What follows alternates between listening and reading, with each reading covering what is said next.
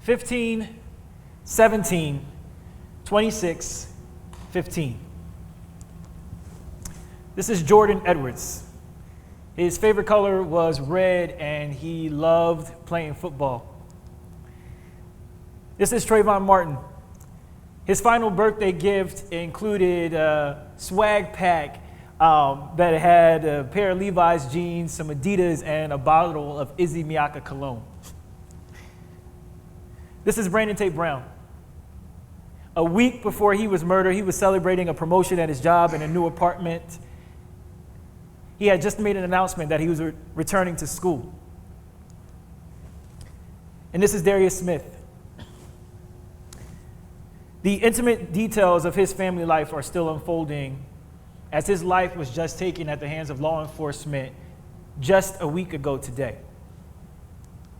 15, 17, 26, 15. Now, why am I showing you the faces of these men and recounting the lives and stories of these men? Unarmed black men whose lives were taken at the hands of law enforcement. Many of the faces and stories we already know and are familiar with, and some, this might be new information too.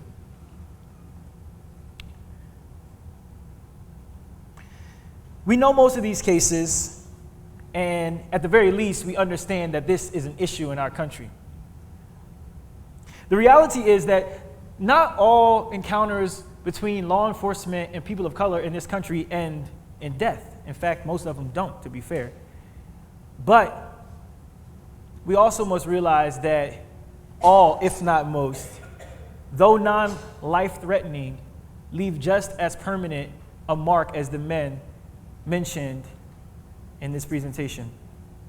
I would imagine such was the case in Michigan when 5 Grand Rapids teenagers were held at gunpoint by police in a case of mistaken identity. I'll play a little bit of police dash cam footage.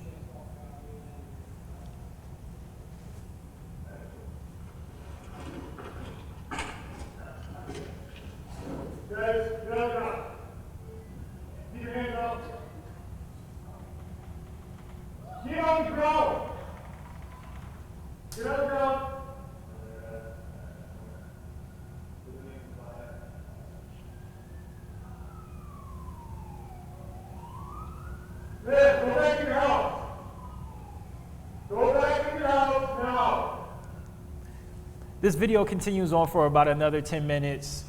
The officers yelling commands at the young men, them crying, pleading, begging not to be shot, saying that they don't want to be killed, that they have a basketball game tomorrow, that they didn't do anything, wondering why they were being treated this way. The young men in this video walk away alive, thankfully, but no doubt scarred in ways immeasurable.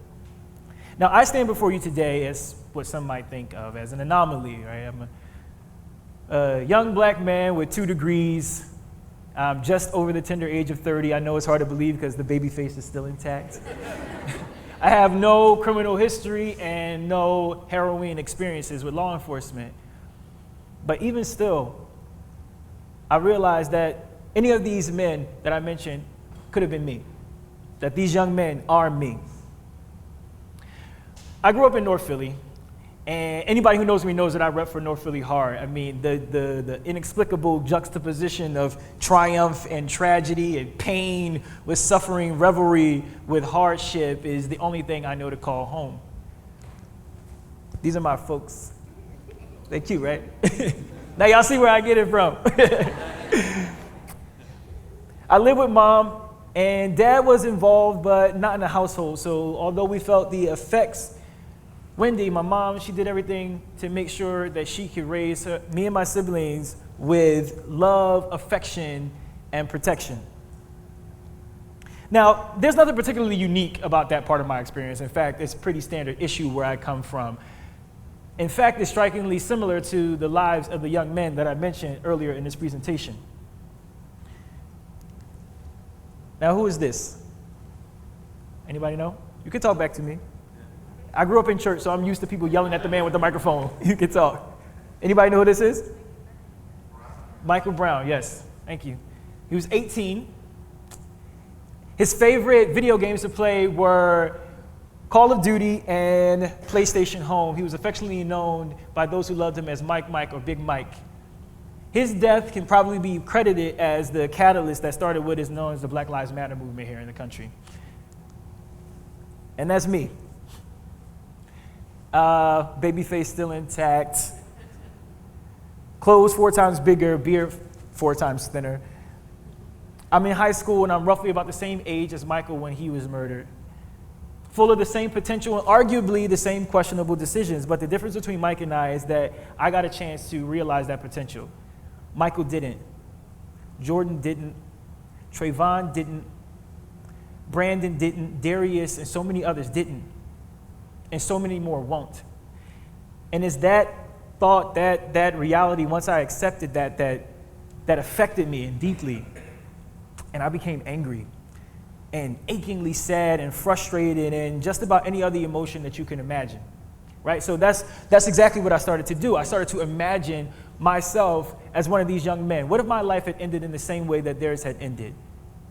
What story will be told? What image will be painted? What would they say in the media? Would I become a hashtag, or would I just float away into the ether like so many other black men and women whose lives were taken at the hands of law enforcement but never made the national headlines?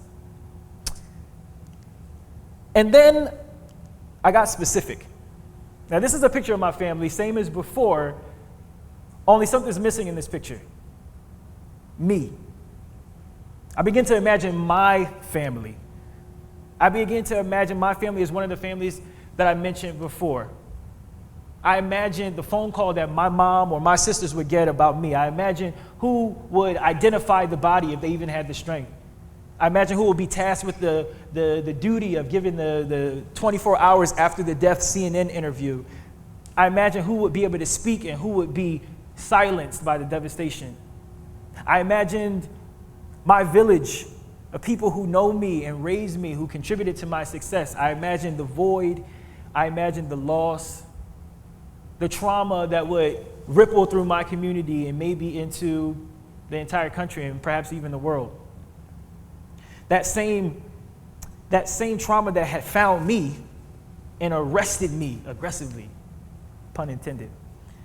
Now, of course, Michael's death wasn't the first case of police brutality in this country, but for some reason, this felt different and personal and egregious to me in a way that previous cases hadn't.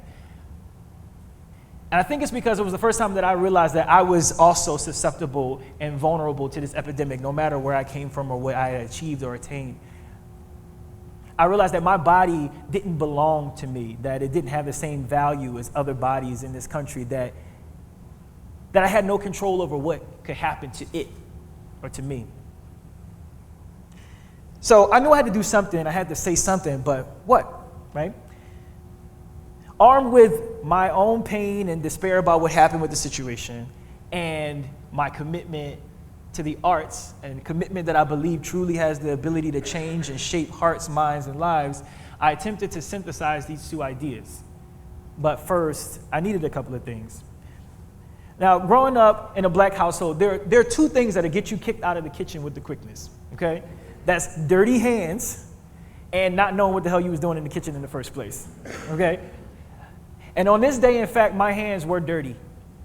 I felt like that we collectively, the people of this country, were responsible for Michael's murder, that his blood was on our hands. And while it was true, yes, that I did have a germ of an idea that I had convinced myself to act on, I had no way of knowing what would actually become of it.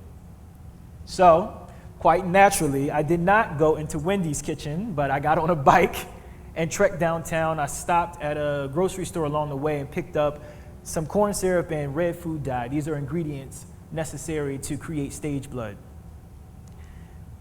What I had decided to do was stage a silent protest, performance, art installation, and protest of Michael's murder.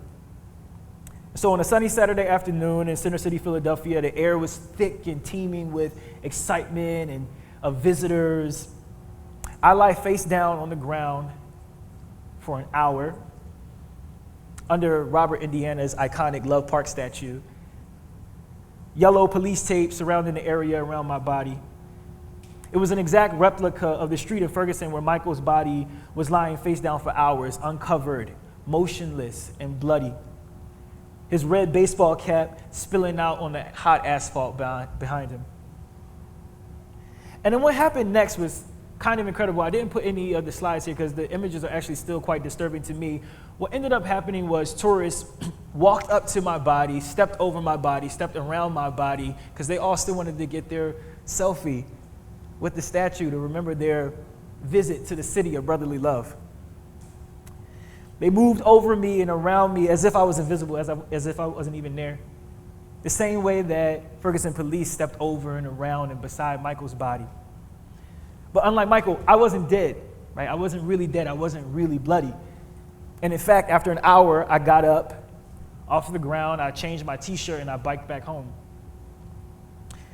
And that experience taught me a couple of things. It taught me about pain and about black pain, and it taught me about the power that each of us harnesses to create change. A year later, I created The Bitter Game. It's a play that addresses police violence and the trauma that it induces in communities of color across the country. And I go around and I tour this play, and I have conversations like this about this issue. Now my pain had a purpose, it had a place to go, it had somewhere to exist. And it all started with an idea in my mom's kitchen and the courage to act on that idea. But then I thought, what about everybody else? What about so many other people who never have a chance to shift their pain into something positive? What if they don't have the space to create and do that? That pain and frustration has to go somewhere, right? It has to manifest itself somewhere. And that's the problem with black pain, right? The problem with black pain is that it's oftentimes rendered invisible. It's the shouldered burden supposed to be suffered by the individual. The problem with black pain is that it's a play on your mental when every day they squash your potential. The problem with black pain is that it's neither created nor destroyed. No, it's merely transferred from one party to the next, from Jim Crow to Gen X to a generation only moved by social media text. And that's the problem with black pain. When athletes won't stand, we up in arms. When my brothers are slain in the streets, ain't nobody ringing alarms. It's a state of emergency after the protests and riots, but it's not until after the aftermath that the world breaks its silence, and that's a problem with black pain.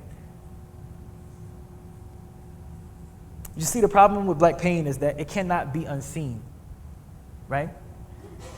And it's only truly a problem if we never intended to do anything about it in the first place.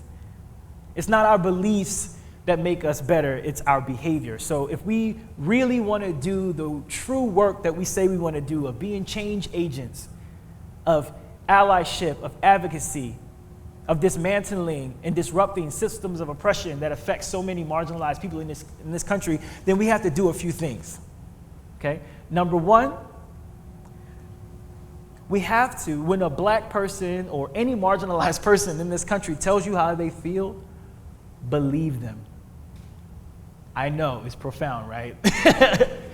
But it's such a simple thing. We all have a profound need to be seen, heard, and understood. And that all starts by believing somebody when they tell you how they feel, how the world around them has made them feel, how you've affected them and made them feel. We got to take an inventory of our own personal relationships and interactions. It's our responsibility individually to know how we move about the world and how we affect those around us. Number two, we have to lean into discomfort. We got to challenge ourselves to be comfortable with the idea of being uncomfortable. So much of how we operate is a byproduct of our conditioning to avoid discomfort and awkwardness at all costs, right? But in order to be an effective change agent, we have to learn how to disrupt this habit.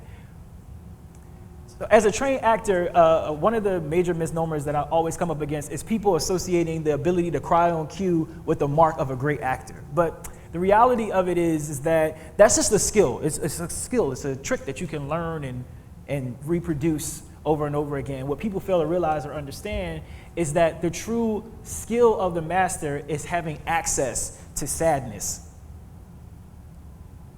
And in the same way, we must begin to look at our journey in activism in the same way. that advocacy is not a destination, but it's a beautiful journey filled with awkward and uncomfortable moments. And it's already inside of you, right? You're a sensitive person. If you allow yourself to be open, then your advocacy will emerge. It's not about becoming an advocate. It's about the willingness to allow moments for advocacy to arise. And those moments are often uncomfortable, but therefore we have to do the job of welcoming and embracing discomfort. And number 3, be specific about what you want to do. Leah said this kind of earlier in her speech. The kind of change that you want to affect, you got to be specific about it. You can think globally, but act locally. The problems that we're dealing with and facing, by and large in this world, they seem huge and insurmountable. So we got to zone in and hone in with a laser focus.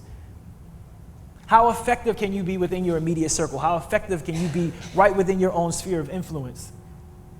Think about what you do well and do it. Get creative. Enter each new circumstance armed with empathy and information. You have to enter open, but not empty. This is a slide of Dr. Martin Luther King and Rabbi Joachim Prince. At the 1963 March on Washington for Jobs and Freedom, most of the speeches that day were geared toward inciting and inspiring action in the attendees. But what Rabbi Prince decided to do was focus instead on inaction. He spoke about his time as a young rabbi in Nazi-occupied Germany and shared that through his observation, bigotry and hatred were not the most tragic and urgent problem. That the most urgent, the most disgraceful, the most shameful, and the most tragic problem was silence. Suggesting that the people of Germany that had once been a great nation had become a nation of silent onlookers in the face of hate, brutality, and mass murder. He cautioned Americans in attendance that day to not become a nation of onlookers and to not remain silent, not merely for the sake of the Black community and Black America, but for the image, idea, and aspiration of America itself. Now, it is a big, brave world out there, but it's only brave if you're brave in it. So roll up your sleeves, get your hands dirty, and don't be afraid to go in your mama's kitchen. Thank you.